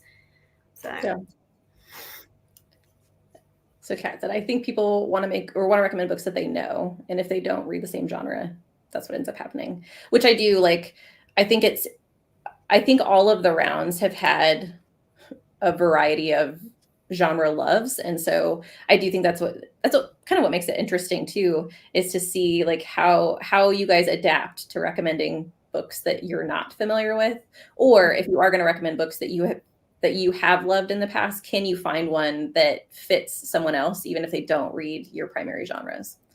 Yeah. So I am really curious to see what's going to happen in the championship round, because there are going to be some changes, which I'm not going to spoil here, but just know that there are things to come. And once again, for our audience, remember that there will be a wild card, so you guys can vote on who, like from each of the rounds. There's only going to be one wild card, but you guys can vote from any of the competitors that didn't win their round. You can vote for them to be in the championship round as well. I say you should pick the chaotic gremlin on the screen, which is me. And I think that's going to come like after we have round 3 and round 4 still to come. Round 3 is going to come out in September. So we're going to take a month off, have a little bit of a break, and then we'll come back in September and then October for round 4. So there is much more to come from Battle of the Booktubers. Yeah, I'm so excited for it all. It's just been so much fun. A great way to connect with so many people that you wouldn't have otherwise. So I think that's great. And honestly, I'm kind of nervous now to having to face Leandra. I'm not going to lie. Because like I've been watching a lot of Leandra's videos, and she likes a lot of mystery books and stuff, and I'm just like, I feel like I should be confident, but I'm not. Well, it's difficult to recommend for a genre that you like. If someone else is so well versed in a genre that you're just kind of dabbling in, it's intimidating. Yeah, I mean, before I knew who was winning, and I mean, I'm still keeping this list, when I was like, oh, if I had to compete against Leandra, anytime I heard Leandra, like, in a stream or something, be like, oh, I haven't gone to that book yet, I really want to, I was like, okay, writing down. I don't know what to recommend, Leandra. Yeah, that's all it's going to be now. It's like I'm just going to be watching all of Leandra's videos, like constant, making notes. Detective Kirsten again. Yeah, strikes again. I'm not so good at actually solving mystery books, but it's fine. Well, unless you guys have anything else you want to discuss, I think that's it as far as our live show goes. I want to thank you both for participating and coming to the live show and chatting and nerding out about books with all of us, because it's been a lot of fun. Yes. Yeah, thanks for having us. It was a fun time. Yeah. Yeah. Do you guys have anything that you want to promo for your channels that's coming up within the coming days? No, I'm really behind. I've only just put up the video that's going to be coming out on Sunday. Like, I've only just scheduled it. I'm just like going to be cramming filming soon. So I mean, I haven't filmed, edited, or uploaded tomorrow's video, but that's like a normal rainy thing. Like that'll happen at 11 o'clock tonight. So there'll be a video up tomorrow. Do I know what it is yet? No. Will you know on tomorrow morning? Yeah. we're just complete opposites, Rainy. There's me with my schedule. Like, Oh, I literally, have a schedule. I can't do anything. Also, children. Also, yeah. you know, it's also just I have a schedule, but I don't follow it. Just it's great. I would love to be as I have a schedule, but sometimes I follow it, sometimes I don't. And I will get ahead. So like my video for today is already posted, and it has been posted for like a week, which I was really proud of myself. I was like, I'm a week ahead. And then I've done nothing all week. Well, that's what I literally said. If I ever did a Patreon, I'm like, you ain't getting no early access. Your early access is like 20 minutes before it goes up. Watch it. I'm normally so good. I'm normally like a good bit ahead of myself. Like, so not for the weekly vlogs because they get filmed and edited as I go, but the Sunday sit down videos, I've normally got those done at least 3 weeks ahead of schedule. So that's like good. Like, I'm like, I can do that. So if I'm like 1 week and I'm like, oh my God, I haven't got next week Sunday's video edited and done, I'm like, I can't, the panic starts, and I'm like, it's fine because I'm off, so I can do it. Like, you don't understand the stress my wrap-ups give me, that I have to wait till the end of the month and I've only got a couple days to get it filmed and edited. I mean, or you could just forget about it and then do 2 in 1 month, which is what Rainy does. I do high and lows, so I don't have to talk about every single book. Yeah. Mm-hmm. And I do 2 months at a time because otherwise some months would not be good. Some months I have like only lows, and then so I put 2 months together. So I at least have a couple of good books. Yeah. This year I think has been, which if I look at my average ratings, it's probably not bad, but I do think that my ratings have been lower this year. So Kristen, you said you have 3 5-stars this entire year? Yeah, so like, because I still, as much as I don't put on Goodreads and stuff, I still track my reading through Corpal. Finally caught up with that. So I still put it all through Corpal to see what it is. But yeah, it just hasn't been really happy. Like, I've been really enjoying books and they'll get like 4.5, 4.75, but not quite hitting that 5-star. Yeah. I think it's just, is that me just being really fussy? Like, I don't know. Yeah. I think I cursed myself when I started my read until I get a 5-star blog. That was long. Like, you had to go through so many. I'm like, oh, this is going to be it. And then it just didn't happen for you. And I'm like, oh, no. I never want to do that vlog because I know, but there's books that I just know I'm going to love. And I'm like, okay, well, why would I purposely, just to make the vlog more interesting, put a book that I don't necessarily think is going to be 5 stars? Like, that defeats the purpose. But yeah. I mean, I was picking up books that I thought were I know you were. I just need a fantasy romance. Like there's not many fantasy romances that well, not 5, I guess. Like, a bunch of them could have been 4, but like, I don't know. I feel like that would have been just harder for me to do.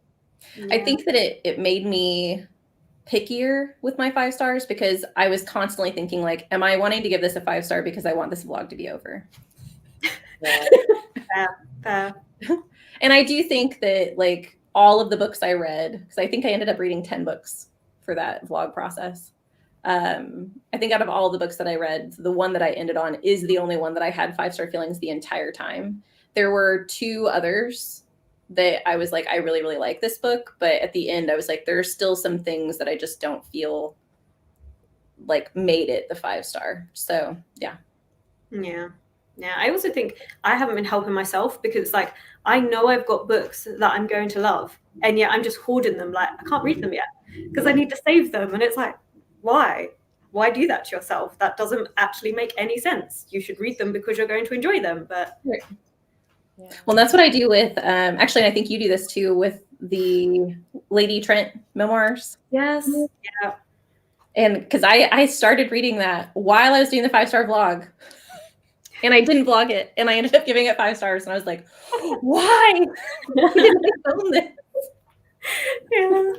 Yeah. Or like Gideon the Ninth. I've been loving that. That's been amazing. That's been 2 of the 5 out of the year already, because it was great. But then it gets to the 3rd book, and I'm like, oh, but I don't want to not have one on my shelves to read, because the 4th one's not out yet. So what do I do? That's a series I want to read too. Oh, it's so good. It's so good. Well, it's time to end the live show. Once again, thank you guys so much for being here. Thank you in the audience for participating and asking questions and being engaged with all of our lovely competitors' vlogs and sneak peeks and everything. We will be back in September, so please join us then, and I'm sure that you guys will see us around the interwebs before then. But if you are not subscribed to Kirsten or Rainey, please go and subscribe to these lovely ladies. They are amazing, and their booktube channels have tons of content for you guys to occupy your time and to entertain yourselves. So please go and subscribe to them, and we will see you guys somewhere else in the Bookiverse. Bye.